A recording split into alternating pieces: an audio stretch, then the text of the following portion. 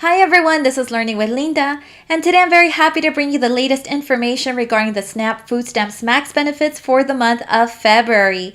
As of today, we have 6 new states that have been approved, making it a total of 19 states that have been added for the Food Stamp Max benefits. So in this video, we'll also be bringing you information regarding the January SNAP Max benefits that will be issued in the month of February. Remember, there's a couple of states that are 1 month behind. I also bring you information regarding a program in the city of Birmingham that is specifically for single mothers that can now apply for the $375 monthly income.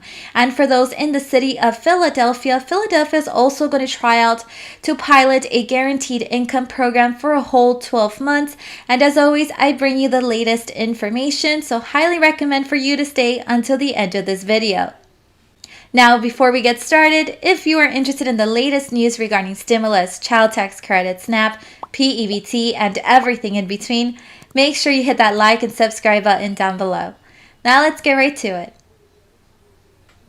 And also guys, don't forget to take advantage of these offers. Let's begin with the Ibotta app. Here you can get cash back when doing your grocery shopping. You can also receive $10 once you've signed up and uploaded your first receipt using the referral code that you see on the screen. Now also, with the Super Bowl right around the corner, Ibotta has a special promotion where they are practically giving you 5 free food items, and of course this includes a free pizza. All you have to do is purchase your preferred item, upload the receipt to the Ibotta app, and Ibotta will reimburse you for your purchased item, making your food completely free. Now remember that this offer expires February 13th, so don't forget to grab your free food for the game.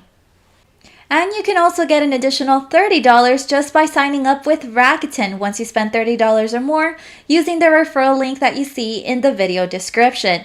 Now with Rakuten, you can receive up to 20% in cashback every time you shop at your favorite stores.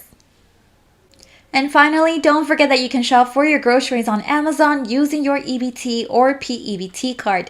The good news is that it is completely free, no membership is required. And now for those of you that want to try out the Amazon Prime to purchase other things, you can definitely try it out completely free for 30 days. Just go ahead and click that link in the video description. And now, just as a quick reminder, as I've mentioned in some of my previous videos, there's a program in the city of Birmingham that is issuing $375 on a monthly basis. This is specifically for single mothers in the city of Birmingham, Alabama. So here I bring you the latest information. Single mothers in Birmingham can now apply for the $375 monthly income. Birmingham's pilot program to offer a guaranteed income to 110 single mothers in the city begins accepting applications today. So applications will be online only, and then under the plan, selected beneficiaries would receive monthly payments of $375 for 1 whole year.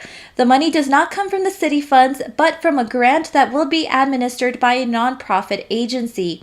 The Guaranteed Income Plan for Single Women Raising Children is promoted by Mayors for a Guaranteed Income, which is a nonprofit corporation based in the state of California. So for those of you that wish to apply, the applications have already started to be opened as of Monday, January 31st, but they close on Monday, February 7th at 11:59 p.m. So you still have time to submit your application if you are eligible. So the applications will be entered into a random drawing by a third party, so there is no priority based on time of application. So that means you can apply at 11:59 p.m. on the night of Monday, February 7th, and there's still a good chance that you can possibly qualify for the $375 on a monthly basis. Now, the city pilot program is called Embrace Mothers, funded by a $500,000 grant. Remember that eligible candidates are female identifying heads of family caring for at least one child under the age of 18 years. The application is strictly online and it will be offered in English and in Spanish. The form is kind of lengthy, kind of thorough, and it could take up to an hour to complete. So make sure you guys submit all of your information for those that wish to apply.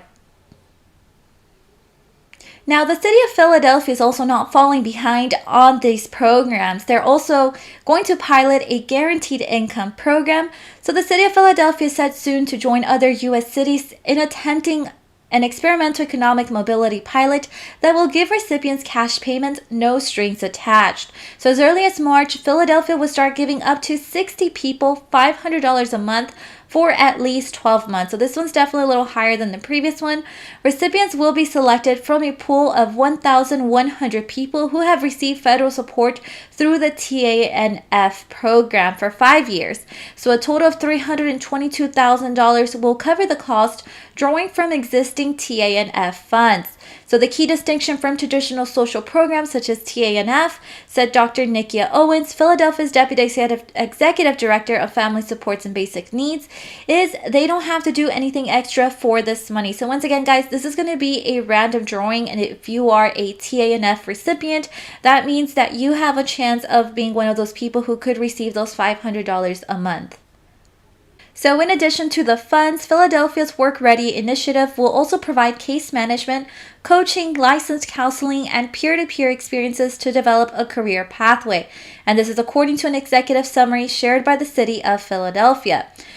Now, one measure of success will be how many people are able to find full-time employment and stop using TANF by the end of the pilot program. Now, the money will be distributed via prepaid bank cards or direct deposits administered by the organization Up Together. The program is still pending a waiver from the Pennsylvania Department of Human Services, which is needed to allow potential benefactors to receive the new cash without impacting the payments they receive from other programs. And of course, this includes the food stamps program, otherwise known as SNAP. So obviously, there's still a pending waiver. Hopefully that gets approved that way for those that do qualify for this program, are selected from this pool, right? Hopefully, obviously the waiver is approved so that your other benefits aren't affected. And now for my friends in the state of Idaho, it seems like your state will also have a budget surplus of $1.9 billion. As we've discussed in some of my previous videos, there's a couple of states that are expected to have a surplus because of the additional funds they've received from the federal government for COVID-19 relief. So on January 17th, Idaho Governor Brad Little laid out an ambitious plan for investing state revenues in education, infrastructure, and tax cuts. So in total, the governor proposes increasing spending by 8.1% in the next budget cycle. Now that boost is backed by a record budget surplus.